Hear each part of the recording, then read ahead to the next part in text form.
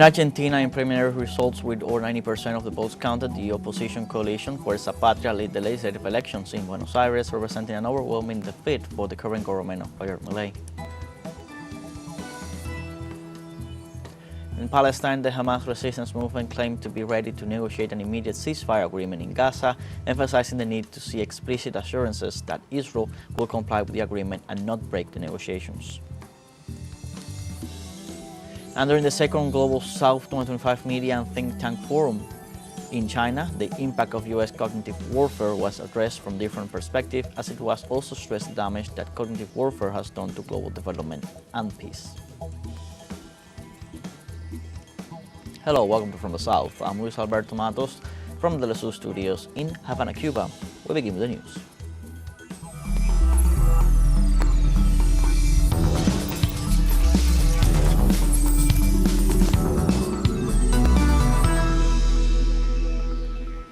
In Argentina, in preliminary results with over 90% of the vote counted, the opposition coalition Fuerza Patria led with a wide advantage of 1308 points over the far right-wing Libertad Avanza party, Liberty Advances in English, in Buenos Aires legislative elections.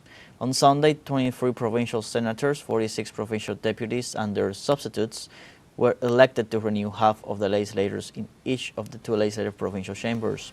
Municipal authorities were also elected in 135 municipalities of the province of Buenos Aires.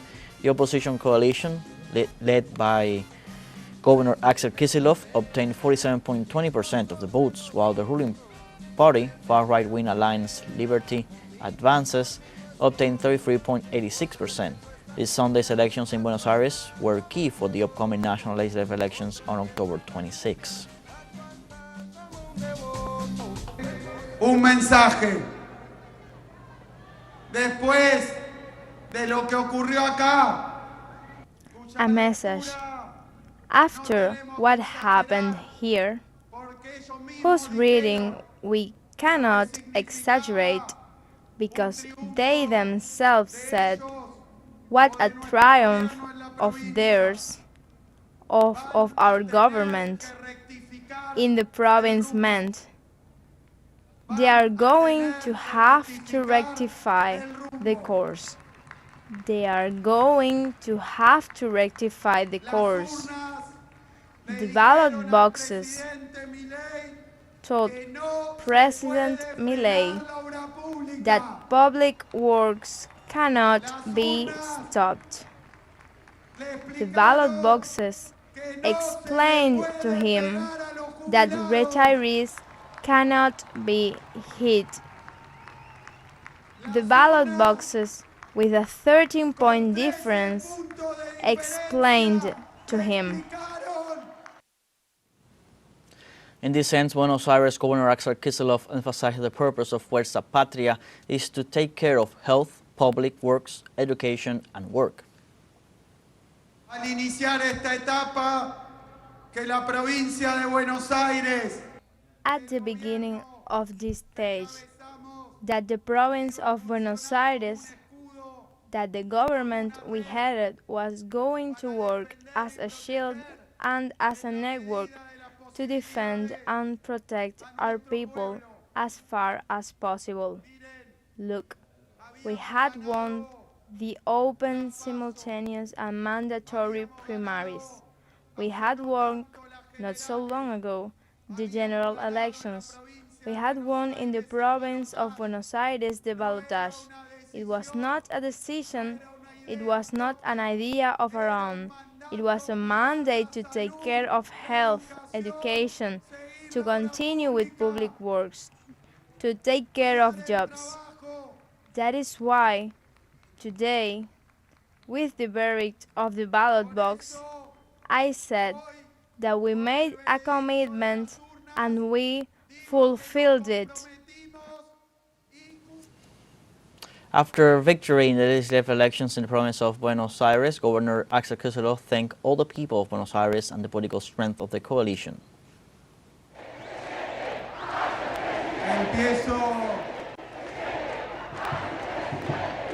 Empiezo por los agradecimientos. Primero, first of all, I would like to express my gratitude First, to the millions of Buenos Aires citizens who participated today in this election. Second, to the militants who overcame resignation, the attacks, and went out to the beach, and went out to the field, and went out to the streets to fight this election. Secondly, to the candidates of all the forces, but particularly to the sectorial district Fuerza Patria candidates. Thank you very, very much.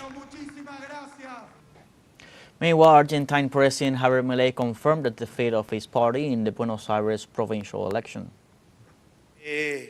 What we have to be clear about is that, without any doubts, today we have had a clear defeat in the political sphere.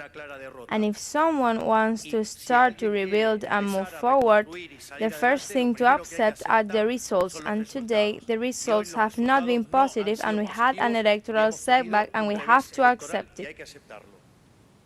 In Chile, police forces repressed a new mobilization held in Santiago to commemorate the 52nd anniversary of the coup d'etat against Salvador Allende and to pay tribute to the victims of the civilian military dictatorship.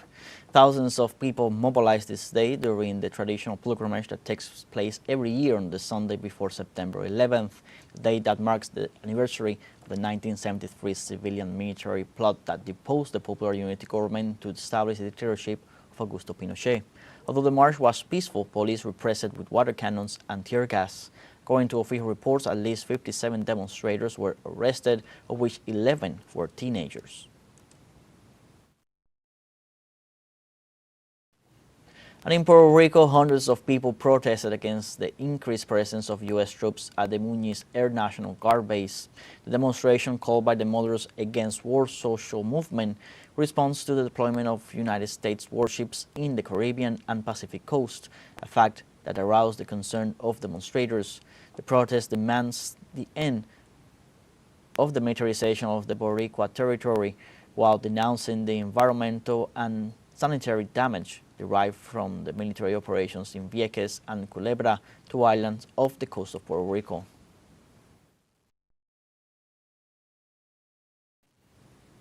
And in Cuba, the Ministry of Energy and Mines reported on the progressive restoration of power service in the eastern region of the country. After an outage on Sunday night, authorities confirmed that service had been restored in the province of Las Tunas, marking the beginning of a recovery. Afterwards, the Holguín substations were powered up, and during the early hours of Monday morning, the arrival of power in Santiago de Cuba was confirmed. The power company emphasized that the national electrical system continues to operate normally in the center and west of the country, and that in the eastern region they are working continuously to complete the total recovery of service.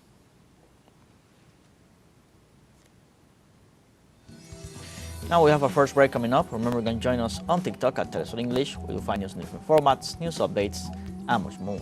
We're going to be right back. Stay with us.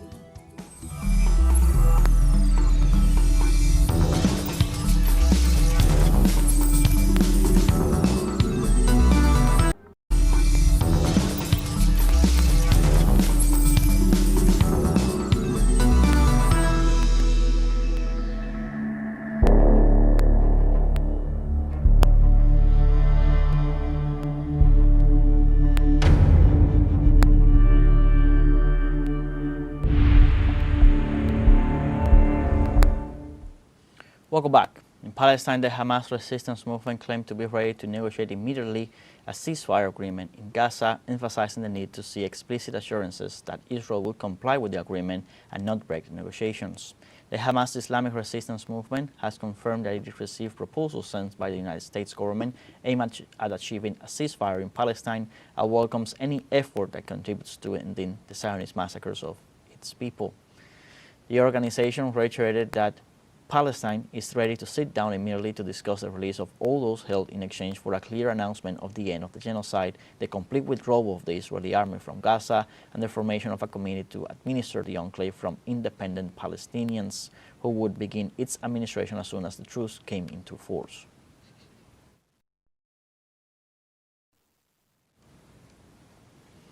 And Spanish Prime Minister Pedro Sánchez announced a series of measures against Israel, including an arms embargo on sales, a ban on accommodating fuel ships for Israeli soldiers in the country's ports, and a ban on all aircraft carrying Israel-bound weapons from entering Spanish airspace. La primera es la aprobación urgente. The first action is the urgent approval of a royal decree law that legally consolidates the arms embargo to Israel, which we have already been de facto applying since October 2023, and establishes the legal and permanent prohibition of buying and selling weaponry, ammunition, and military equipment to Israel. Secondly, along with this embargo, is the prohibition of transit through Spanish ports for all ships transporting fuel destined for the Israeli armed forces. Thirdly, the denial of entry into Spanish airspace for all state aircraft carrying defense material bound for Israel. Fourthly, the prohibition of access to Spanish territory for all those individuals directly involved in genocide, human rights violations, and war crimes in the Gaza Strip.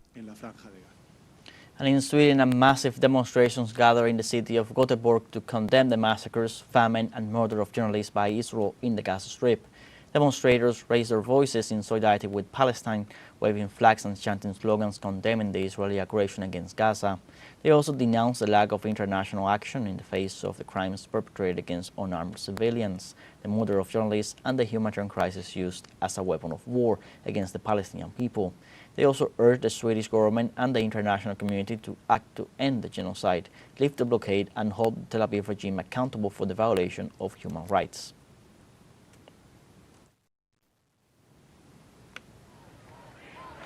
And meanwhile, in Belgium, around 70,000 people formed a human red line to ratify their commitment to the defense of the rights of the Palestinian people.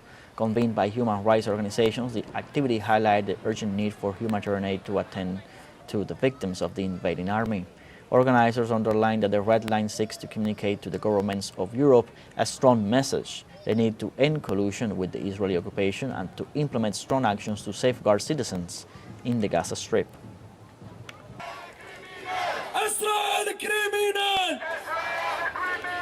One solution! Antifada! Antifada! Antifada! And around the world, several human rights organizations denounced the catastrophic situation in the Gaza Strip and various war crimes committed by the Zionist regime. Human Rights Watch organization warned that the situation in Gaza was already catastrophic before the Israeli offensive and called on the international community to impose an arms embargo on the Zionist regime and sanction to officials responsible for war crimes. The UN also said half of Gaza's population is on the brink of famine, while the UN Commission of Inquiry called the Zionist state's policies deliberate starvation of civilians. Since the beginning of the aggression against the Gaza Strip, various humanitarian organizations warned of an unprecedented catastrophe due to food shortages, lack of medicine, and the blockade imposed by the Tel Aviv regime.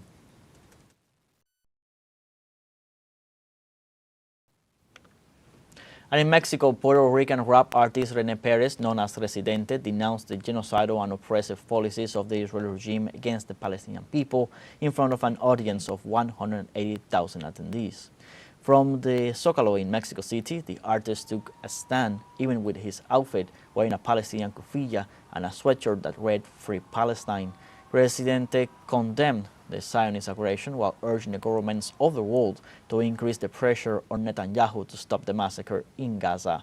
During the event, the Caribbean performer invited to the stage a family of Palestinian refugees who received a standing ovation from the audience.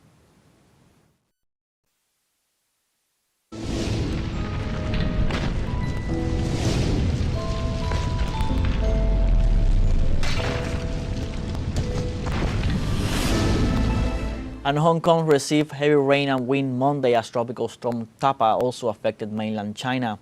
On Sunday night, Hong Kong's observatory raised its number 8 storm signal, the third highest in the city's weather system. 9 a.m. local time, it reported that Tapa had maximum sustained winds of about 110 km per hour near the center. 2 people were injured in the storm and sent to a hospital for treatment. The government received about 20 reports of toppled trees in the city, with hundreds of people seeking refuge in temporary centers. Guangdong province, located near Hong Kong, has halted some train and ferry services ahead of the storm. Also in China, Typhoon Tapa, the 16th of the current season, made landfall this Monday in the southern Chinese province of Canton as a strong tropical storm. Tapa, the coast of Canton, south of the boundary of the country, at about 8:50 local time, with winds of about 108 km per hour and a pressure of 978 hectopascals. The observatory forecasts that the phenomenon will move to the northwest at about 20 km per hour and will progressively lose strength as it moves inland after leaving winds of between 10 and 11 degrees on the Chinese scale, equivalent to a severe tropical storm, in cities such as Shenzhen, Zhuhai, and Yanmen. Outdoor activities were ordered to cease and the preventive education of thousands of people in coastal areas at risk. We now have our second break coming up. Before we invite you to visit our Facebook page at Telesur English, there you'll be able to watch our top stories, special live coverage, and much more. Follow our page and activate the notification button to stay up to date on the world's most recent events. If you found your break, don't go away.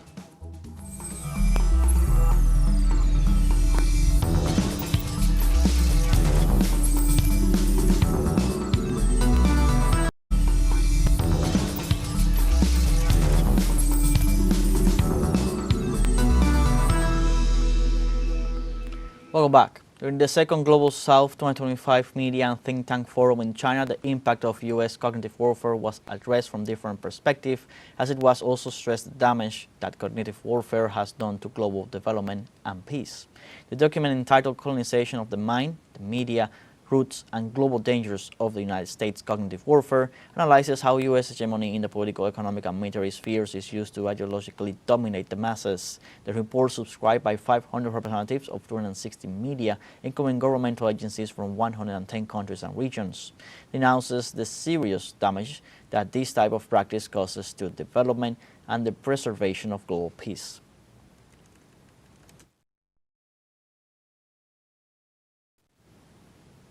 The South Korean government announced Sunday that 300 workers detained after a massive immigration raid at the Hyundai plant in the United States will be released and brought home.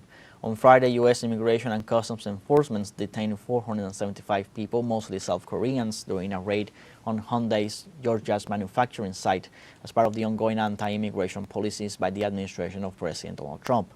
The Chief of Staff, Kang Hoon-sik, said South Korea and the U.S. finalized negotiations on the workers' release, adding that the country plans to send a charter plane to bring the workers home as soon as remaining administrative steps are complete. Local media reported Foreign Minister Cho Hyun is to leave for the United States for talks related to the workers' releases.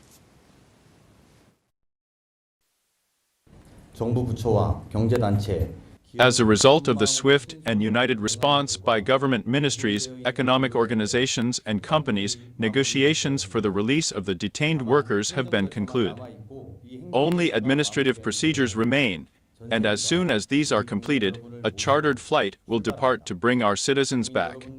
Our government will remain vigilant and respond responsibly until all our citizens are returned safely. In Ethiopia, the one-day Second Africa CARICOM summit focused on both cooperation and on a joint plea for colonial abuse reparations. At the summit held at the African Union headquarters in Addis Ababa, CARICOM Secretary General Carla Barnett said the meeting would help promote cooperation, particularly in trade and health, but that it would also be addressing reparations. He said that the injustice of colonial rule and the transatlantic slave trade are reasons why these countries lag behind developed nations. This summit not only focused on reparations for African nations and people of African descent, but also on forging stronger relations between Africa and the Caribbean region. Of humankind and the product of both history and culture. It is therefore And the Organization of Petroleum Exporting Countries has agreed to increase oil production. At a virtual summit, 8 countries in the organization announced that they had agreed to increase oil production by 137,000 barrels per day by October. They also say that the decision was made based on the stability of the global economic outlook and the current solid market fundamentals.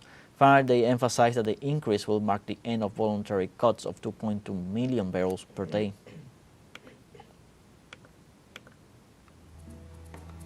At this, we have come to the end of this news brief. You can find these and many other stories on our website at telesurenglish.net. Join us on social media, Facebook, X, Instagram, Telegram, and TikTok. For Telesur English, I'm Luis Alberto Matos. Thank you for watching.